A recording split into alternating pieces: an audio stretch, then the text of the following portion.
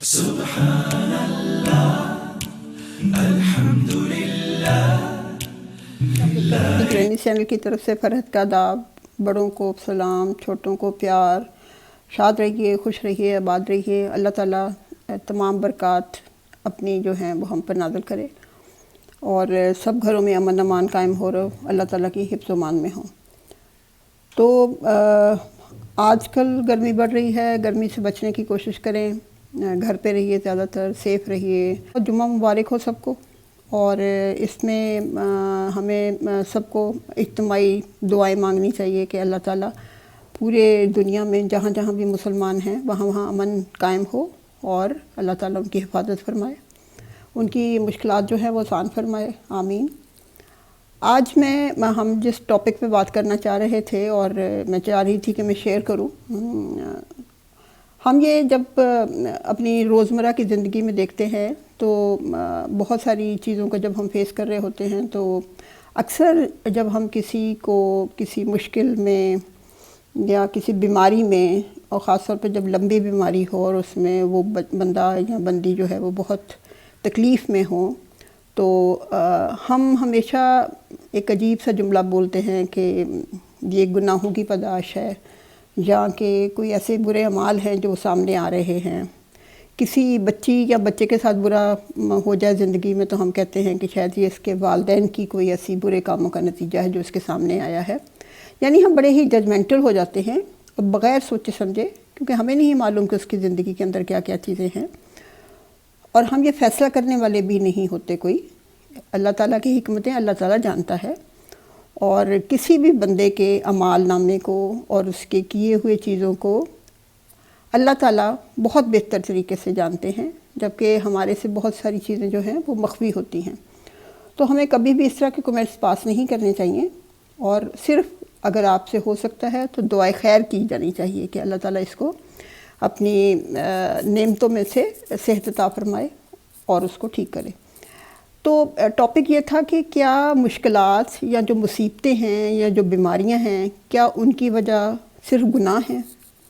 کیا ان کی وجہ صرف وہ ہے کہ جو ہم نے برے کام کیے ہوتے اس کے نتیجے میں یہ چیزیں آتی ہیں؟ ہم دوسری یہ چیزیں دیکھتے ہیں کہ جب کوئی جنازہ جا رہا ہوتا ہے اور ہم دیکھتے ہیں کہ بہت بڑا جنازہ ہے اور بہت سارے لوگ اس میں شریک ہیں، تو ہم کہتے ہیں فوراً سے کہ یہ بندہ بہت نیک ہوگا اور اس نے بڑے اچھے کام کیے ہوں گے، شاید اس لیے اس کے اوپر بہت زیادہ رش ہے۔ جبکہ اس طرح کے جنازے جس میں صرف گھر والے شامل ہوں اور بہت تھوڑا نمبر ہو، تو ہم اس پہ فوراً فکرہ پاس کر دیتے ہیں کہ بڑا ہی گناہ گار بندہ لگتا ہے، ظاہر ہے کہ اس کے کوئی روابط نہیں ہوں گے کسی کے ساتھ۔ تو اس سے پرہیز کیجئے، اس سے پہلے کہ ہماری پکڑ ہو اور ہم اس میں جکڑے جائیں۔ تو اس طرح کی چیزوں سے ہمیں بہت زیادہ ڈرنا چاہیے، اور کوئی بھی ایسا فکرہ پاس نہیں کرنا چاہیے، یا آپ کے دل میں اگر خیال بھی آتا ہے تو اسے پھر لا حول ولا قوت پڑھنا چاہیے۔ تو میں نے کہا کہ اس کے بارے میں ہمیں ضرور بات کرنی چاہیے کہ کیونکہ جب ہم شیئر نہیں کرتے اس طرح کی چیزیں یا ڈسکس نہیں کرتے، تو کئی بار ہمیں خیال بھی نہیں آتا کہ ہم ایک بری جو ہماری عادت ہے اس کو اپنائے ہوئے ہیں، جبکہ ہم اس سے بڑی ایزیلی جو ہے اس سے ہم اجتناب کر سکتے ہیں۔ کبھی آپ نے یہ سوچا ہے کہ جو ہمارے صحابہ کرام تھے، ہمارے نبی، ہمارے پیغمبر جو تھے، ان سے نیک کون ہو سکتا ہے، ان سے پرہیزگار کون ہو سکتا ہے؟ لیکن دیکھیں کہ ان پہ بھی اللہ تعالیٰ کی بہت ساری آزمائشیں پیش آئیں، پھر ان کے ساتھ لوگوں نے بڑے بڑے برے فعل کیے، اور جو مصیبتیں اور مشکلات تھیں ان سے انہوں نے بہت زیادہ فیس کیا۔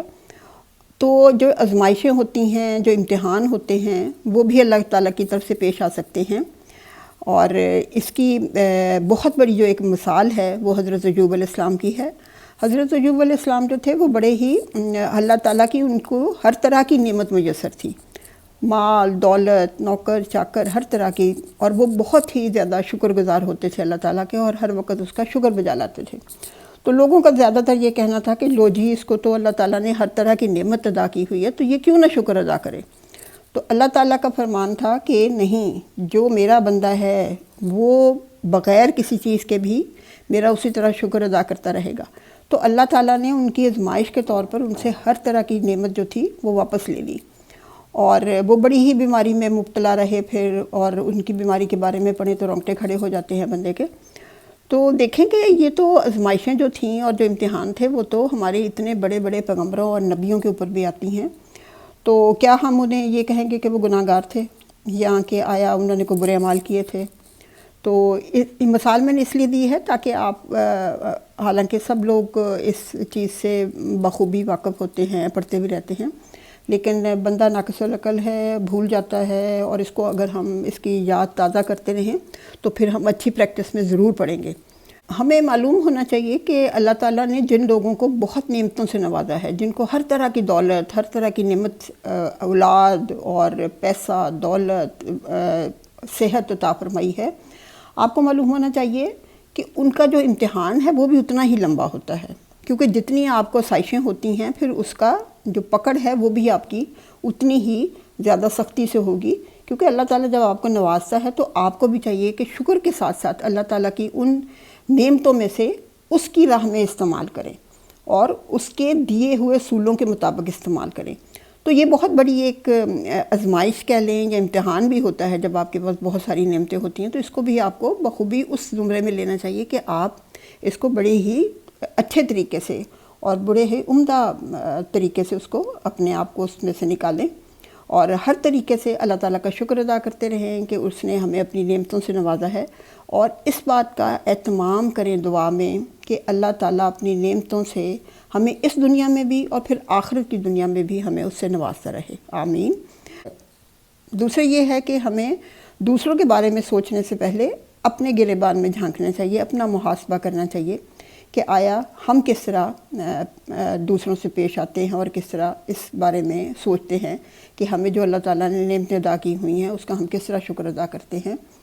دوسرے کے بارے میں زیادہ فکر مند ہونے کی ضرورت نہیں ہے، اپنے بارے میں زیادہ فکر کریں کہ آپ کا جو اعمال نامہ ہے وہ کن چیزوں سے بھر رہا ہے، کیونکہ جب ہم کسی کے بارے میں ججمنٹل ہو کر کوئی فیصلہ کرتے ہیں تو وہ بھی ہمارے لیے ایک آزمائش بن سکتا ہے۔